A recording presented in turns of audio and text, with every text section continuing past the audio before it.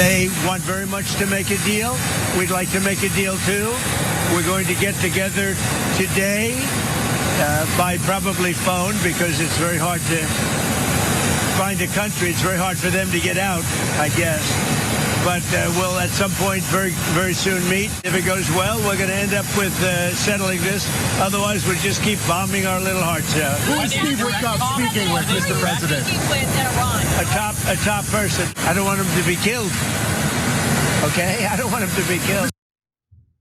A lot of times, President Donald Trump says the quiet part out loud. And as you heard there, in late March, he disclosed that the US was negotiating some sort of peace deal with an Iranian diplomat, but he didn't want to name who that diplomat was because he didn't want him to be killed.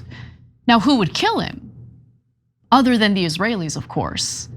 And I bring up that recent history to give you the latest news, because today we actually learned that Iran's former Foreign Minister, gentleman by the name of Kamal Kharazi, was severely injured in an Israeli attack on his home on Wednesday. Now, he was severely injured, his wife was killed, but this is an individual who was seen as a more moderate member of Iranian society. He's a former member of the IRGC. And there were some claims that he was working back channels to see if there could be some talks to end the war. But Israel doesn't want to end the war. So they decided to strike his home. The New York Times reported this morning that he was, again, moderate politician who was attempting to organize talks between the United States and Iran. Two Iranian officials say Karzai had been overseeing engagement with Pakistan for a possible meeting between Iranian officials and Vice President JD Vance. You can't have that. Israelis don't want peace. They're looking to expand their borders, duh. Peace means that the regime stays in place, and the regime challenges their expansionist policies. So we got to get rid of them. Now, of course, the IDF isn't risking its lives to fight a country that actually does have a formidable military. They're not suffering the consequences the same way the innocent civilians are suffering consequences. I mean, there's, I think so far, 24 people who have been killed in this war in Israel as a result of retaliatory strikes from Iran. But over 2,000 innocent civilians have been killed in Iran. And there's more to come. There's definitely more to come.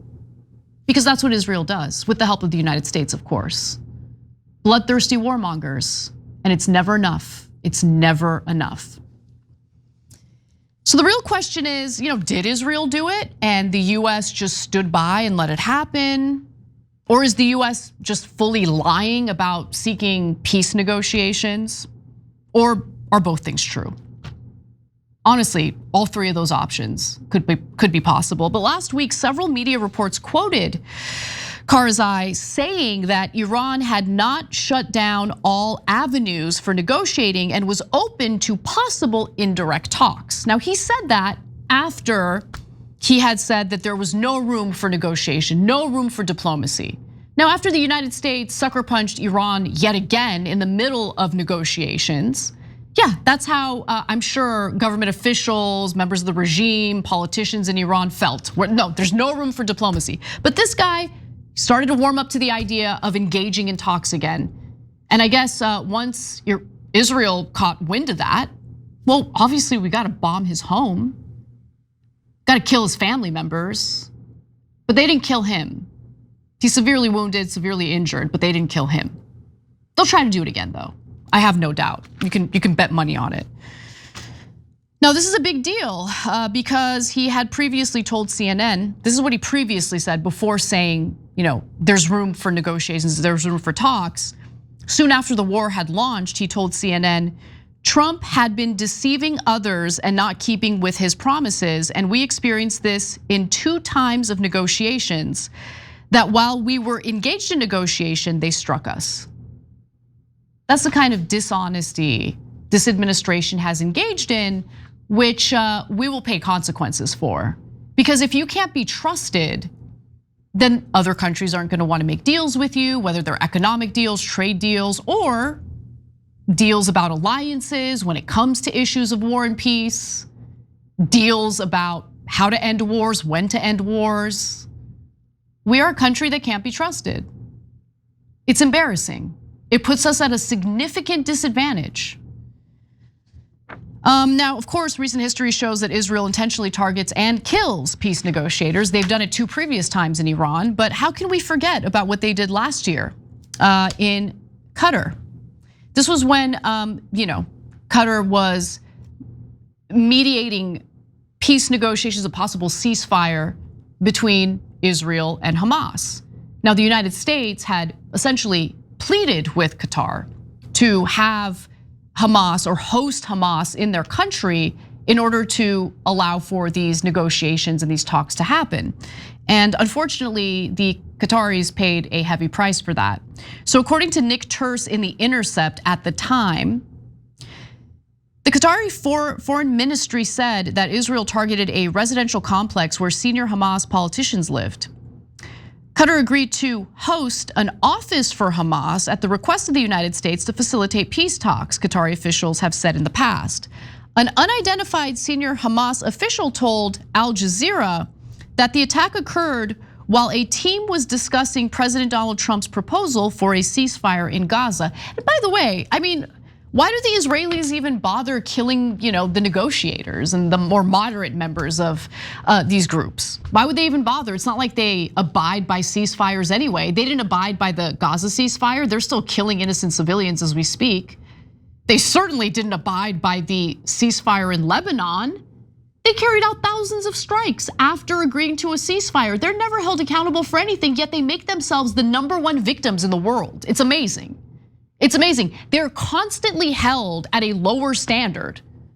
They get away with literal murder. And then they cry about how they're hated. Yeah, you're hated because you kill innocent people and you steal land. That's what Israel is known for. People feel free to actually say it out loud for once, but it's the truth. This is who you guys are. This is what you represent. It's like going around punching people in the face and then asking, why don't people like me?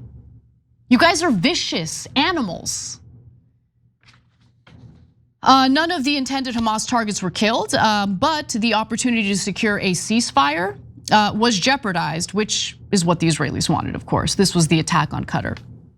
Now, in response to those strikes, the United Nations High Commissioner for Human Rights, Volker Turk, put out a statement, and this is exactly why Israel loathes the UN. Because the UN will put out statements like this, and they don't like that. Who knows, maybe they'll start bombing the UN soon. Who knows? Honestly, I wouldn't put it past them. Israel's strikes on negotiators in Doha on September 9th was a shocking breach of international law, an assault on regional peace and stability, and a blow against the integrity of mediation and negotiating processes around the world.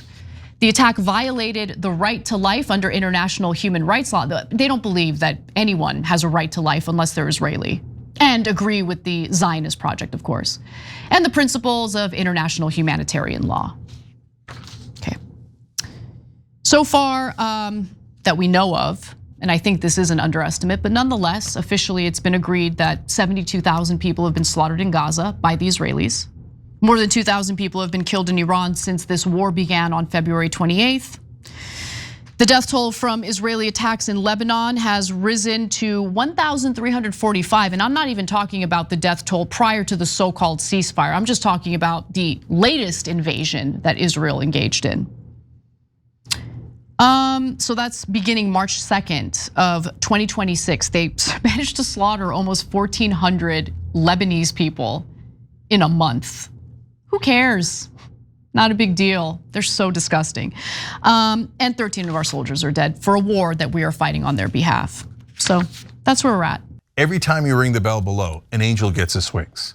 Totally not true, but it does keep you updated on our live shows.